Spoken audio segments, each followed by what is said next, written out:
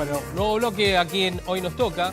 Y ahora lo que nos toca es hablar un poquitito justamente de la gestión de los residuos, que algo te mostrábamos y te contábamos en el arranque del programa. De hecho, estos temas lo hemos abordado en varias oportunidades. Siempre está bueno avanzar un poco más para saber qué hacer y sobre todo teniendo en cuenta cuánto nos perjudica, ¿no? El no tener la responsabilidad con respecto a los residuos, ¿sí?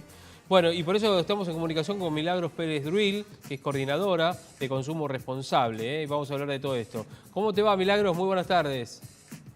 Hola Javier, ¿cómo estás? Vos y todo tu equipo. Gracias por atendernos. Bueno, contanos un poquitito, porque viste que decía yo que siempre avanzamos un poquitito más en este tema, no es solamente la separación de la basura y demás, después viene la clasificación y todo eso, ¿no? Pero es una, como decimos ahí en nuestro título, en el grafo, una ocupación de antes y también de ahora. Exactamente, como decís Javier, es interesante poder hacer una mirada retrospectiva respecto de qué pasaba con los residuos antes, ¿no? Porque hoy por hoy sabemos que la mayoría de los residuos que tiramos a la basura pueden ser reciclados, ¿no? El papel, el cartón, Sí. el plástico, el metal y el vidrio, pero lo cierto es que esa separación en origen no empezó hace poquito, sino que también es una práctica antigua. Y no todos los materiales tampoco se recuperaban, solo algunos, ¿no? Entonces es interesante poder entender, bueno, ¿qué hacía la ciudad de Buenos Aires cuando era ciudad colonial, ¿no? ¿Qué hacía con esos residuos? Y cuando empezamos a estudiar un poquito desde la historia de la ciudad, desde su fundación, podemos reconocer que la ciudad, en cuanto a gestión de residuos, pasó como por 5 grandes periodos, ¿no? El primer gran periodo está organizado desde la primera fundación de la ciudad hasta la época más o menos de 1860, cuando la ciudad arrojaba toda su basura en los baldíos, ¿no? En los huecos, en los... Hay Milagros, a ver, ¿nos escuchás? hoyos. Nosotros estamos con problemita Sí. Ahora sí, a ver, me parece que ahora se compuso, a ver.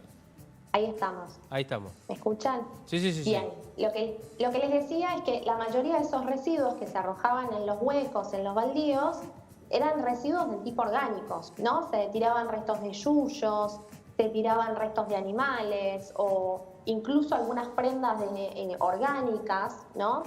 Y hoy por hoy, la mayor parte de los residuos que estamos tirando son más bien residuos complejos, ¿no? Restos de plástico, materiales descartables. Y lo cierto es que esa progresión y esa diferenciación y la composición de los residuos fue cambiando con el tiempo. Para el año 1860, más o menos, se crea la quema. No sé si saben lo que es la quema. Ah, y es la quema de basura la que había hace un montón. Bueno, a ver, en la zona de Parque Patricios, por eso se le decía la quema. Exactamente. Claro. Exactamente. De hecho, el Club Huracán recibe su nombre a partir justamente de estar ubicado en donde funcionaba la quema, ¿no? Claro. Por eso le dicen los quemeros. Los quemeros. Exactamente, por eso le dicen los quemeros. Bueno, ahí funcionaba la quema municipal, donde se recibían todos los residuos que se generaban o en el centro o en el norte de la ciudad. Pensemos que era una ciudad colonial y también muchos de los residuos eran de este estilo, residuos orgánicos, restos de animales. Había poca presencia de vidrio, el vidrio no era descartable, ¿no? Empiezan a aparecer ahí también los primeros recolectores de algunos materiales. Y se empiezan también alrededor de la quema a asentar las primeras comunidades, empiezan a aparecer los asentamientos, Claro. que hoy muchos de ellos conocemos como las villas, por ejemplo, y es interesante entender, bueno, cómo era esa dinámica, ¿no?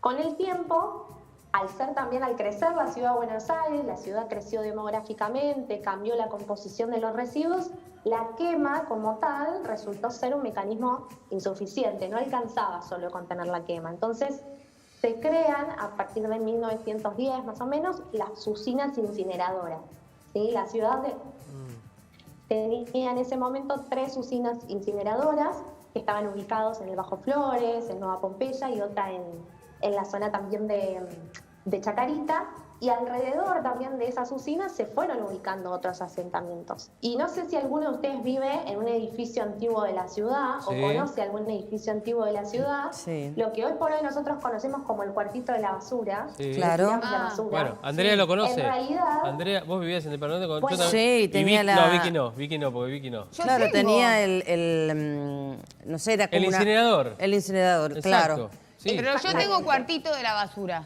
No, pero Bien. vos, Milagro, lo que decís es Yo otra nunca cosa. usé el incinerador. Yo sí. ¿Ah, sí? Nosotros en casa... Ah, no, yo no lo llegué a usar. En el edificio sí. Quedaba... Sí, y después obviamente lo cortaron porque obviamente era polución pura. Pero claro. me acuerdo que había, Exactamente. en la pared había como una especie de, Sí, de puertita. de puerta. La abrías, tirabas la bolsa de residuo no. que caía, escuchabas, te quedabas escuchando a ver cómo caía, cerrabas y listo. Y después se la llevaba No llegué a eso. o la quemaba el encargado. Después la embolsaban cuando se Claro. prohibió eso.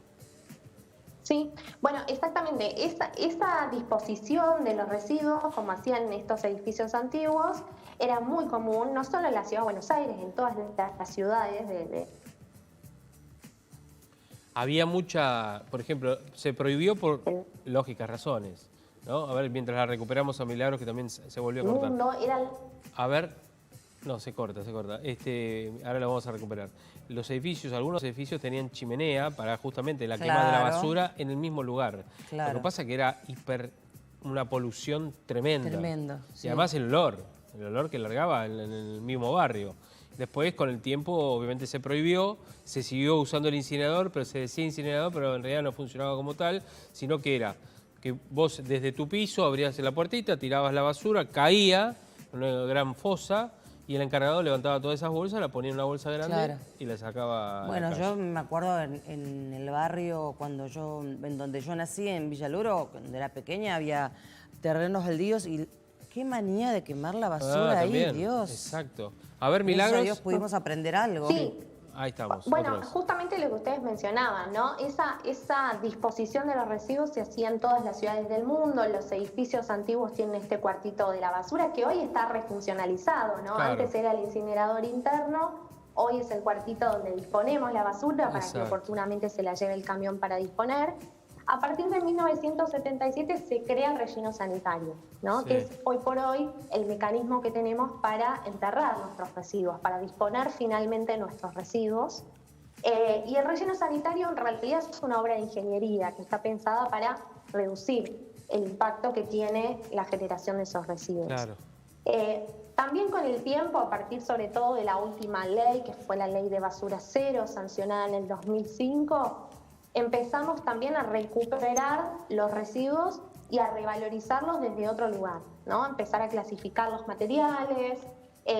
La ciudad de Buenos Aires cuenta con un centro de reciclaje que está ubicado enfrente de la cancha de San Lorenzo, en este caso, en el barrio de Villa Soldati, donde funcionan 5 plantas de tratamiento de distintos tipos de residuos. Claro.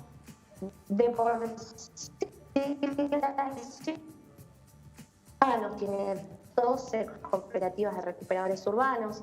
Es decir, todo este sistema Ay, sí. ha cambiado la composición de esos residuos, sino porque, bueno, es necesario dar una solución. Tal cual, tal cual. Bueno, Milagros, hicimos un gran repaso de lo que fue justamente esto, ¿no?